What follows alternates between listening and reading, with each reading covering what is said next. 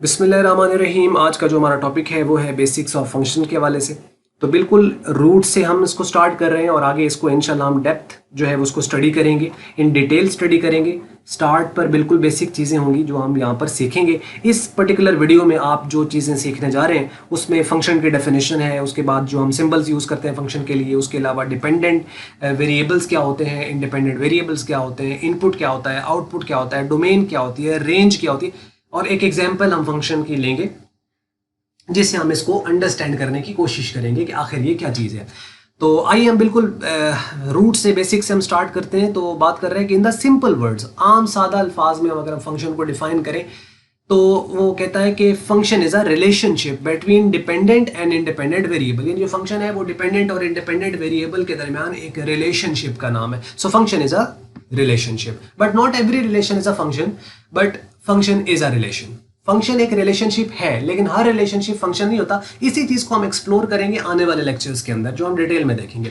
अच्छा, अब यहाँ पे देखिए कि symbols used for the functions, function के लिए जो हम जो सिंबल्स यूज करते हैं उसमें हम स्मॉल लेटर से भी हम फंक्शन को रिप्रेजेंट कर सकते हैं, कैपिटल लेटर से रिप्रेजेंट कर सकते हैं। आमतौर पर जिस सिंबल से हम फंक्शन को रिप्रेजेंट करते हैं उसमें स्मॉल एफ है, स्मॉल जी, स्मॉल एच, या capital F, capital G, capital H, और उसके बाद साई और फाई। ये कुछ सिंबल्स हैं जिसकी मदद से फंक्शन को रिप्रेजेंट किया जाता है।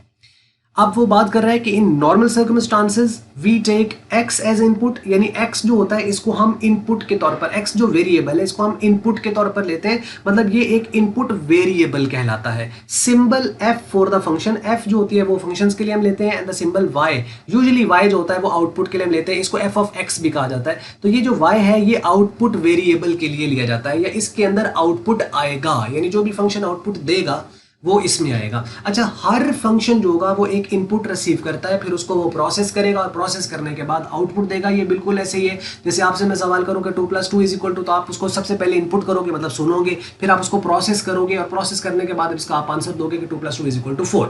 तो ये जो 4 है ये आपका आउटपुट है। तो यानी इनपुट, प्रोसेस, आउटपुट, फंक्शन भी ये करता है, इनपुट करेगा, प्रोसेस करेगा और आउटपुट देगा। तो अब ये है बेसिक फंक्शन की डेफिनेशन। एक बात यहाँ पर हम एक सीख सकते हैं, वो ये है कि जो फंक्शन होता है वो हमेशा ऑलवेज एक ही आउटपुट देता है। एक फंक्शन कभी 2 आउटपुट नहीं देगा या 2 से ज्यादा आउटपुट, ऐसा नहीं हो सकता। एक फंक्शन हमेशा एक आउटपुट देता है, लेकिन इनपुट वो एक भी ले सकता है, एक से ज्यादा भी ले सकता है, आउटपुट उसका एक ही आएगा। तो एक तो चीज यहां पर आपको ये क्लियर होगी in this way x is called an independent variable. जो इनपुट वेरिएबल है असल में उसे हम x कह रहे हैं और x को हम इंडिपेंडेंट वेरिएबल भी कहते हैं। Input variable is called independent variable and independent variable are input variable is represented usually by the symbol that is x से हम इसको रिप्रेजेंट करते हैं। And y is a dependent variable which is actually the dependent variable are a output variable. इसको हम output variable कहते हैं, इसको हम डिपेंडेंट वेरिएबल कहते हैं। It is denoted by the symbol that is y। तो ये आपको कुछ बेसिक चीजें यहाँ पर पता चली। अब हम चलते हैं कि आखिर ये डिपेंडेंट, इंडिपेंडेंट ये क्या होते हैं। इंडिपेंडेंट जैसे हम होता है ना, सेलिब्रेट करते हैं डे ऑफ इंडिपेंडेंस, तो आज़ादी होता है, जो आज़ाद होता है उसे कहते हैं इंडिपेंडेंट। अब ये इंडिपेंडेंट वेरिएबल आपके पास जो होता है वो क्या होता है कि इनपुट जो भी वेरिएबल है वो इंडिपेंडेंट है, यानी जो आप उसको प्रोवाइड करोगे वो आपकी मर्जी है, व्हाटसोएवर के फंक्शन को आप कोई भी वैल्यू प्रोवाइड करो, वो किसी चीज पर डिपेंड नहीं कर रहा है, वो आपका कोई भी आप वैल्यू फंक्शन को प्रोवाइड करो। लेकिन हम फंक्शन को वो वैल्यू प्रोवाइड कर सकते हैं जिस पर उसका आउटपुट आए।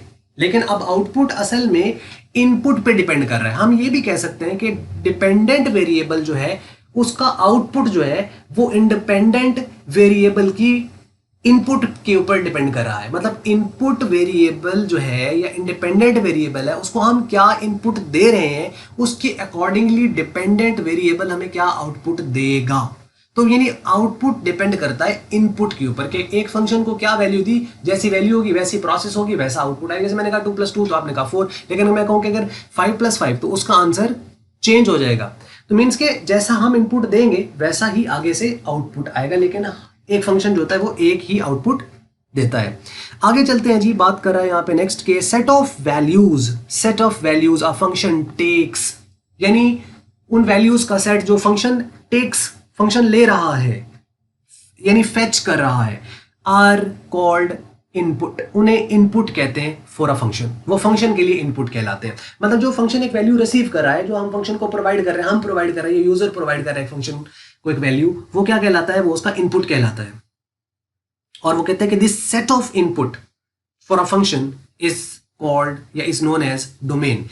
डोमेन क्या होती है, set of all possible input values, यानी जितनी भी इनपुट वैल्यूज हैं उन सारों का जो सेट है उसे हम क्या कहते हैं, उसे डोमेन कहते हैं। Set of the input, set of input for a function, set of all possible input values, सारी पॉसिबल वैल्यूज का सेट, कि जो जो हम फंक्शन को दे सकते हैं। क्या दे सकते हैं, जिस पे आउटपुट आ रहा है, जिस पे आउटपुट नहीं आता या फंक्शन अनडिफाइंड हो जाता है, वो उसके डोमेन में शामिल नहीं होता। ये हम आगे एग्जांपल से भी इस चीज को एक्सप्लेन करते हैं, आगे एग्जांपल आ रही है। In fact domain includes those values on which function gives an output, यानी डोमेन के अंदर असल में वो वैल्यूज का सेट है या वो वैल्यूज हैं जिसके ऊपर एक फंक्शन हमें आउटपुट देता है, जिस पे आउटपुट हमें मिलता है। The value on which function is not giving an output is out of its domain या out of the scope of the domain, कि जिस पर उसका आउटपुट आ रहा है वो डोमेन में शामिल है, और कोई ऐसी वैल्यू दी जाए जिस पर आउटपुट नहीं आता तो उसके डोमेन में शामिल नहीं होगा। मतलब हम कहेंगे कि जी इस पर जो है वो इसका आउटपुट नहीं आ रहा, मतलब ये वाला फंक्शन इसका आउटपुट नहीं देगा। हो सकता है दूसरा कोई फंक्शन दे रहा हो, जैसे आप एक बच्चा है तो उसके ऊपर आप जो पहली दूसरी जमात का बच्चा होता है उसका लेवल ऑफ नॉलेज कुछ और है, उससे आप उसके लेवल की चीजें पूछ सकते हो। कोई ऐसी चीज उसके अंदर उससे पूछी जाए जो कि डेप्थ या डिटेल में, जैसे इंटीग्रेशन का क्वेश्चन जो है वो मैट्रिक वाला जो बच्चा है उससे तो नहीं पूछा जा सकता डिफरेंशिएशन कैसे की जाती है, इंटीग्रेशन कैसे की जाती है, उसका वो आउटपुट नहीं देगा, उससे उसके लेवल का क्वेश्चन पूछा जा सकता है। तो क्या ये डिफरेंशिएशन जो है ये या इंटीग्रेशन दी नहीं जा सकती इनपुट, ये दी जा सकती है, लेकिन उसके लिए एक और फंक्शन चाहिए, और फंक्शन होगा कोई और बंदा चाहिए जिसने इनको स्टडी किया हुआ है। तो मतलब जैसे वो क्या कहते हैं, डॉक्टर के पास बंदा जाता है इसलिए कि वो आपकी हेल्थ के बारे में डॉक्टर बताएगा। लॉयर के पास आप जाते हो लॉ से रिलेटेड कोई मसला हल कराने के लिए। मोची के पास जैसे बंदा जाता है तो जूते का काम मोची का काम है, मींस के जिसका काम उसी को साझे, तो जैसा फंक्शन वैसी उसको वैल्यू साझे। तो मतलब क्या है कि आप हर फंक्शन को हर तरह की वैल्यू प्रोवाइड नहीं कर सकते हो, उस फंक्शन को वो वैल्यू प्रोवाइड करनी है जिसके लिए वो है। ठीक है, तो ये आपको बात समझ लगी होगी। तो ये इसके डोमेन में होता है। तो यानी हम डोमेन क्या है, यानी एक फंक्शन को क्या क्या इनपुट दिया जा सकता है और क्या क्या दिए जा सकते हैं, ये मुराद है कि किस किस पर आउटपुट आता है। जिस पर आउटपुट ही नहीं आता उस पे तो वो आप उसको वैल्यू प्रोवाइड नहीं कर सकते हो। तो ये बेसिक एक चीज है। आगे चलिए डिपेंडेंट वेरिएबल जो है उसकी तरफ बात करते हैं।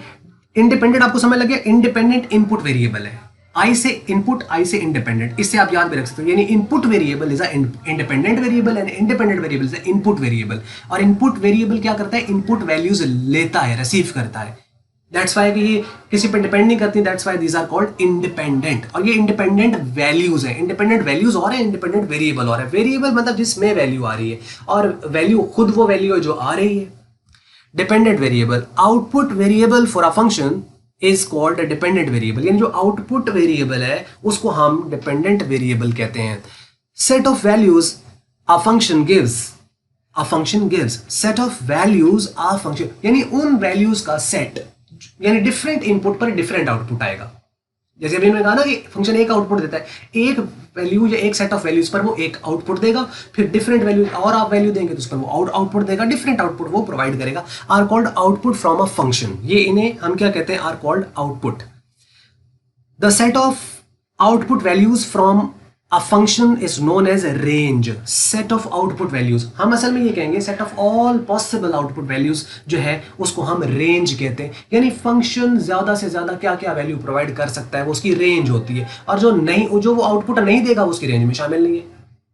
क्या क्या फंक्शन आउटपुट दे सकता है, पॉजिटिव दे सकता है, नेगेटिव दे सकता है, जीरो दे सकता है, ये तीन ही पॉसिबिलिटी है। जनरली हम कहें तो फंक्शन या तो पॉजिटिव, अगर नंबर की फॉर्म में हम देख रहे हैं तो या तो नंबर वो जो आउटपुट देगा वो या तो नेगेटिव आउटपुट है, या वो पॉजिटिव है, या वो जीरो है। तो इट डिपेंड्स एक्चुअली। अब यहाँ पर अगर आप एक फंक्शन को देखें तो यहाँ पे फर्ज कर लेते हैं हम यहाँ पे कि let f of x is equal to 30/x है। अब ये एक फंक्शन है एफ ऑफ एक्स, यानी फंक्शन जो है वो एक्स का है, यानी ये एफ ऑफ एक्स का मतलब यानी इंडिपेंडेंट का ये फंक्शन है। अब आप एफ ऑफ एक्स को वाई से भी रिप्रेजेंट कर सकते हो क्योंकि ये आउटपुट होता है। तो हम क्या करेंगे कि एफ ऑफ एक्स की जगह हम वाई पुट कर देते हैं। तो यानी लेट कर लिया हमने कि जो एफ ऑफ एक्स है वो वाई की इक्वल है, तो हम इसको फिर लिख सकते हैं Y is equal to 30/x। ये जो 30/x है ना, इसमें x जो है, यहाँ पे कोई और भी सिंबल हो सकती थी, ये इनपुट है, मतलब हमने x की यहाँ वैल्यू देनी है तो y की वैल्यू निकलती आनी है। फॉर एग्जांपल जैसे मैंने चंद एक दिए यहाँ पे, x की वैल्यू मैंने 1 पुट की तो 30/1 इज इक्वल टू 30 आ जाएगा। x की वैल्यू मैंने 5 माइनस का 5 पुट कर दिया, 5 6 30, लेकिन माइनस का 6 आ जाएगा, माइनस का 5 है तो माइनस का 6 आएगा, यानी पॉजिटिव वैल्यू भी आ सकती है, नेगेटिव वैल्यू भी आ सकती है। अब उसके अलावा है तो अगर हम x की वैल्यू जो है वो 10 पुट कर देते तो इसका आंसर 3 आ जाता है। तो ये मतलब आप देख रहे हो कि डिफरेंट इनपुट के ऊपर डिफरेंट आउटपुट आ रहा है। तो अब हम क्या कहें कि ये डोमेन है और ये रेंज है? नहीं, ये हम नहीं कह सकते, क्योंकि ये डोमेन में से है, लेकिन खाली ये सारी की सारी डोमेन नहीं है। ये रेंज में से है, लेकिन ये सारी की सारी ये रेंज नहीं है। तो ये हमने इसके अंदर जो है मेन डिफरेंस इसके अंदर आपने देखना है। तो फिर डोमेन क्या है? डोमेन ये है कि हम इस फंक्शन को क्या क्या वैल्यू दे सकते हैं। इस फंक्शन को, ये जो f of x is equal to 30/x या y is equal to 30/x है, इसमें x देखें यहाँ पे डिनोमिनेटर में आ रहा है, तो इसमें आपको पता है समथिंग बाय जीरो, कोई भी नंबर ऊपर हो और जीरो पे आप डिवाइड करें तो अनडिफाइंड हो जाए तो उसका आंसर नहीं आता है। तो जब आंसर ही नहीं आता है तो इसका मतलब है वो वैल्यू उस फंक्शन को दी भी नहीं जा सकती। तो अब वो x है, x की वैल्यू 0 यहां हम नहीं पुट कर सकते। बाकी आप पॉजिटिव कोई वैल्यू पुट करें, नेगेटिव पुट करें, आप पॉइंट में पुट करें, 0.001 पुट कर दें, आंसर आता जाएगा, कोई ना कोई आंसर आएगा। इसका मतलब है कि हम यहाँ पे इस फंक्शन को हर वैल्यू इनपुट कर सकते हैं सिवाय 0 के। तो ये इसकी कहलाएगी डोमेन। तो डोमेन क्या होगी? Set of all real numbers accept 0। यानी सेट ऑफ रियल नंबर का मतलब यानी पॉइंट में भी आ सकता है, यानी डोमेन जो इसके डेसिमल भी हो सकते हैं और इंटीजर वैल्यूज भी हो सकती हैं। Set of real numbers, set of real numbers accept 0 हम इसको वैल्यू जो है वो प्रोवाइड नहीं कर सकते, क्योंकि इसके ऊपर ये फंक्शन अनडिफाइंड हो जाएगा। तो जिस वैल्यू पे फंक्शन अनडिफाइंड हो जाए वो उसकी डोमेन के अंदर शामिल नहीं है। ये बात आपको यहाँ पे क्लियर होगी। आगे अगर हम देखें इसके अंदर तो x ये तो होगी इसकी डोमेन। इसकी रेंज क्या है कि रेंज इसकी कोई भी वैल्यू निकल सकती है, लेकिन इसकी 0 नहीं निकलेगी किसी भी सूरत पे, क्योंकि 0 तब आना है जहां ऊपर यहाँ पे, क्योंकि डिवाइड कर रहा है तो ऊपर वाला एलिमेंट कहीं 0 होगा तो तभी ये 0 आ सकता है, वरना तो कोई चांस ही नहीं है। तो ऊपर वाला तो 0 हो ही नहीं सकता, वो तो कांस्टेंट वैल्यू, उसने तो चेंज ही नहीं होना, चेंज तो नीचे वाली वैल्यू नहीं होना है। तो अब 30/30 होके 1 आ सकता है, 30/-30 होके माइनस का 1 आ सकता है। आप यहाँ पे कोई छोटी छोटी वैल्यू ले लें 0 के अलावा, क्योंकि 0 तो हम पुट ही नहीं कर सकते। तो मीन्स के इसकी कोई भी आप 30 से ज्यादा ले लें, जैसे 60, 30/60 करेंगे तो उसके अंदर भी आंसर आएगा। माइनस में ले लें, प्लस में ले लें, कोई वैल्यू भी ले लें, आउटपुट इसका आता जाएगा, लेकिन इसका आउटपुट कभी 0 नहीं आ सकता। तो मतलब इसकी जो रेंज है वो क्या है? Set of all real numbers accept 0। इस फंक्शन की जो रेंज है वो भी set of all real number except 0 है, और डोमेन जो है वो भी set of all real numbers accept 0। 0 हम इनपुट भी नहीं दे सकते और इसका आउटपुट भी 0 किसी सूरत में नहीं आएगा। तो ये था जी इसके अंदर ओवरऑल टॉपिक। उम्मीद करते हैं आपको समझ लगी होगी। अगर आपको मल्टीपीडिया की वीडियो अच्छी लगी इसको आप लाइक कर लें, शेयर कर लें दूसरों के साथ। अगर आपको अच्छी नहीं लगी इसको आप डिसलाइक कर दें। और वीडियो देखने का हमेशा की तरह बहुत बहुत शुक्रिया।